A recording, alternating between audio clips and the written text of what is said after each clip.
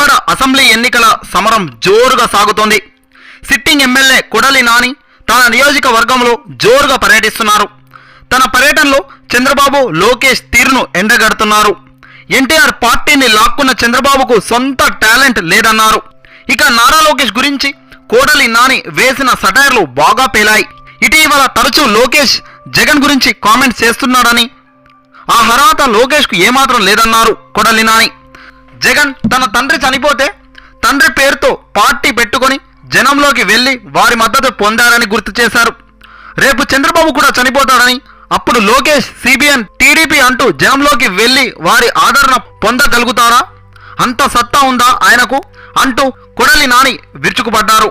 లోకేష్ జగన్తో పోల్చుకుంటే చూసి భరించే పరిస్థితి ఆంధ్ర ప్రజలకు లేదని అన్నారు.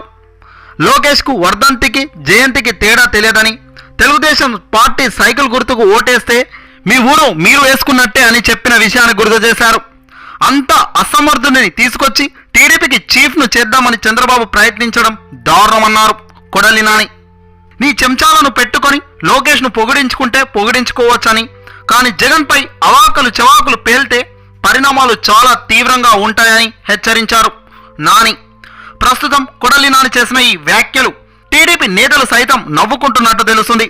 చంద్రబాబు ఉన్నప్పుడే ఏం చేయలేని ఈ చిన్నబాబు ఆయన పోయాక అసలు మనకి కనబడతాడా అంటూ సటైర్లు కురిపించుకుంటున్నారంట టీడీపీ నేతలే.